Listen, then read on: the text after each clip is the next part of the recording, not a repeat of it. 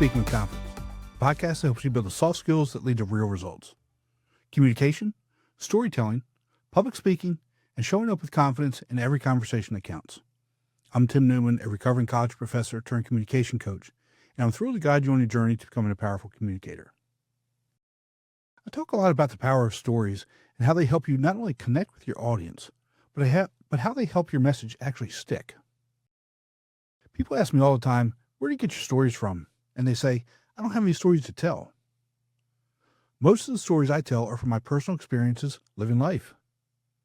I generally tell funny and embarrassing stories about myself and my family or situations that we've been in. Everybody has stories, so quit chasing after epic stories. The best ones are already sitting in your back pocket, literally. Your phone's camera roll is filled with everyday moments waiting to be told. That blurry shot from last Tuesday, story. That random screenshot of a strange text, story. Even the crumpled receipt you almost tossed, big story. And it doesn't stop there. You have many disasters, overheard lines, junk drawer objects, embarrassing memories, and even other people's mistakes all hold potential once you know how to look at them. Studies in narrative learning show stories, especially vulnerable human ones, raise interest and real-world action more than disjointed facts. We remember small, exposed moments because they spark empathy. Stories that make listeners recall their own versions. By the end of this video, you'll never again say, I don't have anything to talk about. And since some of the most powerful examples hide inside the little challenges we brush off, let's begin there. The time you miss the bus isn't just a hassle. It's the start of a story worth telling. Everyday mishaps carry hidden drama when you frame them with detail and honesty. Think about it. People are far more likely to remember your burnt grilled cheese than your flawless work presentation. Why? Because small disasters feel real. They echo the everyday experiences your listeners have themselves, and that makes a story instantly relatable. Research on group dynamics backs this up. Studies from Kellogg have shown that when people swap embarrassing or awkward stories, the group becomes more engaged and even more creative in brainstorming. The reason is simple. Admitting small failures signals openness and invites others to recall their own versions. What looks like a trivial failure turns out to be a connector. Sharing that you spilled coffee on your shirt just before a big meeting doesn't only cause a laugh, it creates solidarity because nearly everyone has fumbled in the same way. You can turn these tiny moments into stories fast with what I call the 3-step drill. First, name the exact moment it went wrong. Like the smoke alarm screamed at 7:12 a.m. Specifics matter. Cognitive research shows our brains lock onto precise, time-stamped details. Second, tell the honest reaction. I considered eating it anyway. A candid response invites shared vulnerability. And third, show the aftermath or learning. I gave up and ordered pancakes, and finally set timers. This structure takes 10 to 15 seconds to deliver and transforms a mishap into a narrative with clarity, emotion, and resolution. Notice how the most memorable stories start with something utterly believable. You won't believe what happened today. And then they reveal something everyone can picture themselves doing. Missed buses, dead laptop batteries, milk that spoiled overnight. The story connects not because it's extraordinary, but because it's ordinary with detail and honesty layered in. And that's what makes people nod, laugh, and even share their own in return. So if a simple missed bus or a burnt sandwich can spark a story and build a connection, imagine what else in your daily environment might be quietly holding stories you haven't uncovered yet. Think about your junk drawer. It isn't just clutter. It's a quiet archive of potential stories waiting to be uncovered. Those mismatched objects, the stray key or button, hold more weight than they seem. Creative practitioners and educators regularly use junk drawer items as storytelling seeds. And studies and practitioner write-ups show people spontaneously invent backstories for ordinary objects. And there's a reason it comes so naturally. When you anchor a story to a physical object in a vivid emotional moment, the brain is more likely to hold on to the details. That's because the hippocampus doesn't just store pieces of memory, it stitches them together into cohesive narratives that feel complete, even when the starting points are random.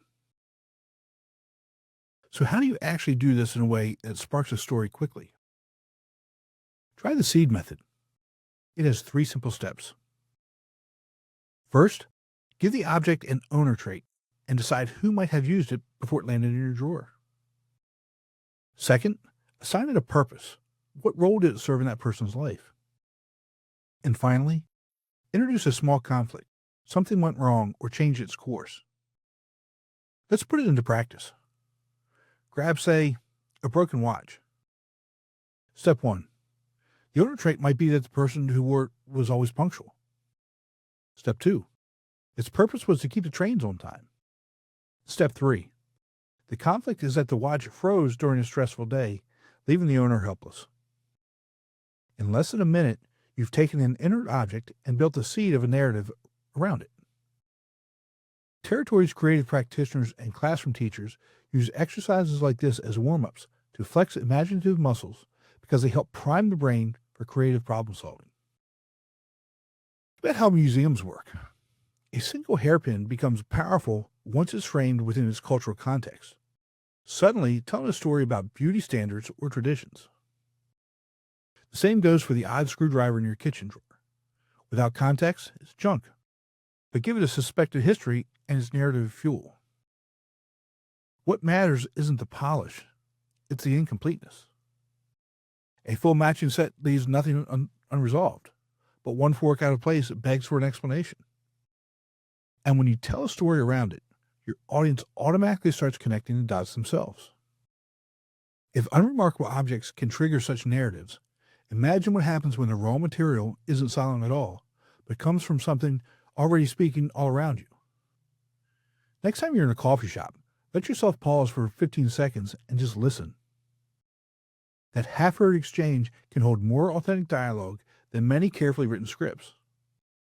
We often assume great conversations need perfect lines, but the truth is unpolished speech carries its own power.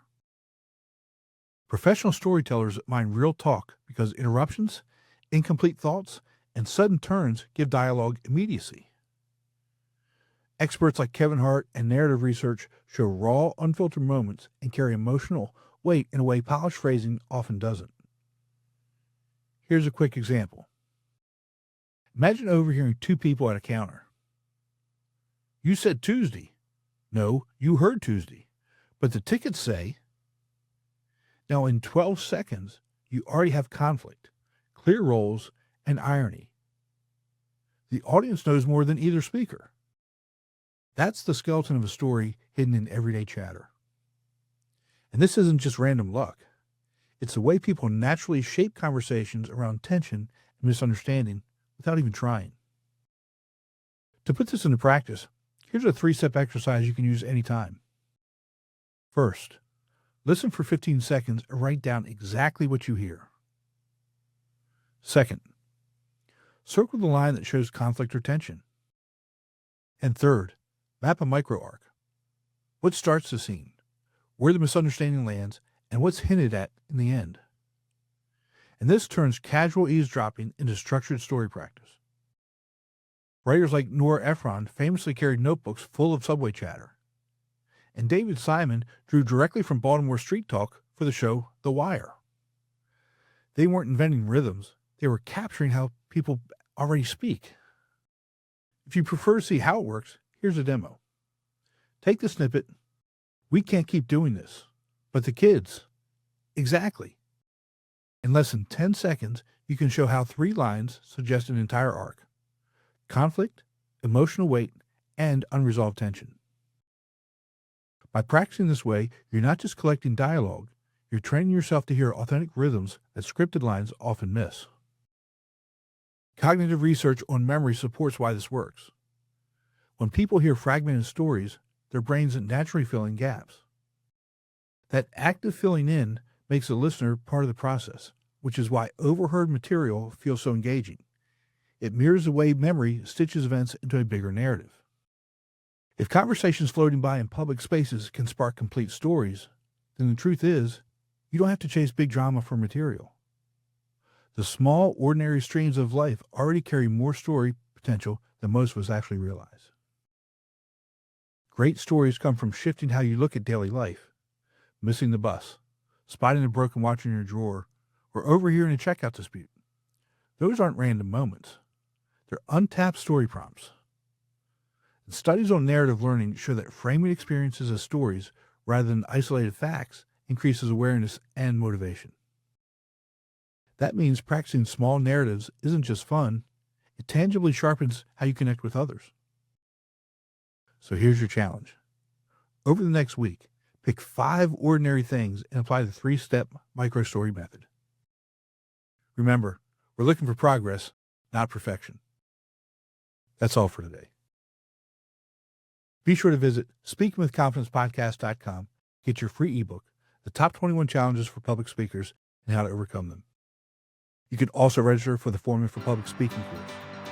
Always remember, your voice is the power to change the world. We'll talk to you next time.